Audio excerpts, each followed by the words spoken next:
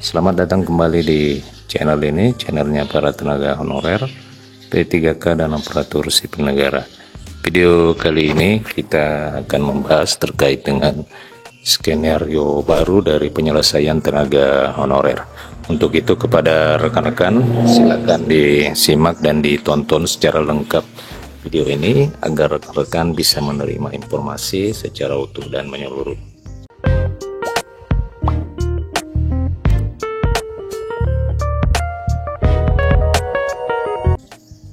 Rekan-rekan sekalian, ternyata ini fakta mengenai nasib tenaga honorer yang katanya akan segera diangkat menjadi aparatur sipil negara, khususnya pegawai pemerintah dengan perjanjian kerja di tahun ini. Pengangkatan honorer menjadi ASN atau P3K malah membuat sejumlah pekerja ini menjadi bingung. Pasalnya honorer yang digadang-gadang akan menjadi P3K hanya diambil berdasarkan formasi tertentu saja. Formasi tersebut adalah tenaga pendidik dan tenaga kesehatan, akan tetapi yang menjadi permasalahan adalah bagaimana nasib tenaga honorer, tenaga administrasi, dan tenaga teknis lainnya.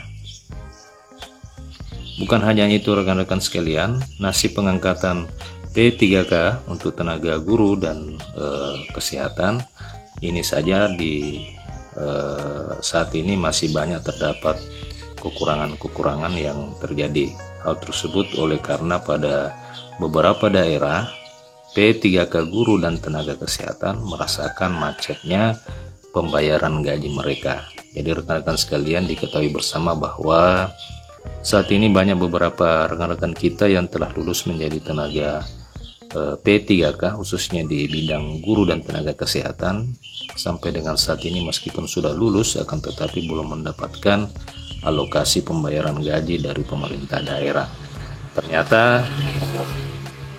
Ternyata gaji yang akan diterima oleh guru dan tenaga kesehatan ini berdasarkan dengan APBD dan besarannya dianggap terlalu membebani anggaran pendapatan dan belanja daerah. Dengan tingginya gaji P3K, maka pemerintah daerah menjadi keberatan tentang pembayaran gaji dan tunjangan tersebut, termasuk menyebabkan terjadinya penunggakan pembayaran gaji. Rekan-rekan sekalian, ini yang menjadi permasalahan hampir di seluruh daerah Indonesia, bahwa pengangkatan P3K ini menimbulkan permasalahan baru, termasuk di dalam hal penetapan formasi penempatan. Banyak yang sudah lulus mengikuti tes P3K akan tetapi sampai dengan saat ini belum juga mendapatkan alokasi penempatan.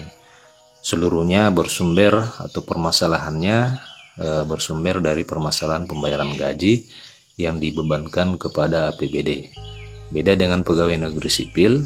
Pegawai negeri sipil itu secara otomatis pembayaran gajinya dibebankan kepada APBN. Tetapi kalau P3K pembayaran gaji dan tunjangannya dibebankan kepada APBD. Tentu hal ini membuat permasalahan dan membebani keuangan anggaran pendapatan dan belanja daerah. Sehingga hal ini yang membuat carut-marut permasalahan pengangkatan tenaga honorer menjadi P3K di sektor tenaga guru dan tenaga kesehatan. Rekan-rekan sekalian, sehingga Menteri Pendayagunaan Aparatur Negara dan Reformasi Birokrasi mengatakan akan ada skenario baru tentang gaji guru dan tenaga kesehatan khususnya yang baru diangkat. Skenario tersebut adalah data adanya range besaran gaji sesuai dengan kemampuan pemerintah daerah atau memiliki gaji minimal. Jadi ini merupakan skenario baru kembali yang diungkapkan oleh Menteri Pendayagunaan Aparatur Negara menghadapi permasalahan pembayaran gaji yang bermasalah. Ya, maksud saya pembayaran gaji P3K yang bermasalah. Jadi terdapat range besaran gaji sesuai dengan kemampuan pemerintah daerah dan memiliki gaji minimal. Selain itu juga akan ada skema baru untuk P3K, yaitu P3K terikat dan juga P3K bebas. Apa itu P3K terikat? P3K terikat tersebut akan diberikan untuk pegawai yang memang mengharuskan jam kerja selama 8 jam, seperti guru dan tenaga kesehatan. Jadi ini juga skenario baru dari Kementerian Pendayagunaan Aparatur Negara yang ingin membagi P3K itu menjadi dua, yakni P3K terikat dan juga P3K bebas. P3K terikat yakni pegawai yang memang mengharuskan yang bekerja selama 8 jam seperti tenaga guru dan tenaga kesehatan. Sedangkan untuk P3K bebas ini tidak mengharuskan berada di kantor dengan jam kerja tertentu.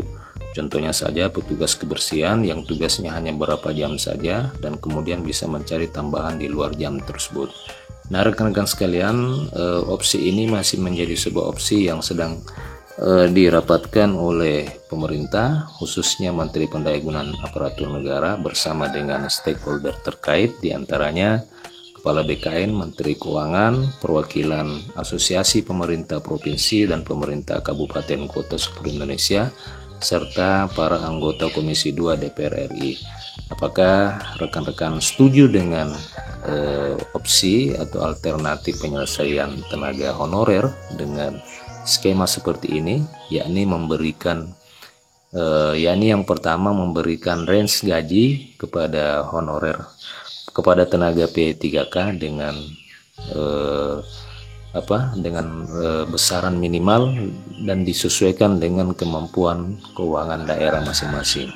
Kemudian yang kedua, membagi P3K itu menjadi dua kategori. Yang pertama adalah kategori P3K terikat yang mengharuskan pegawai P3K tersebut kerja selama 8 jam sehari.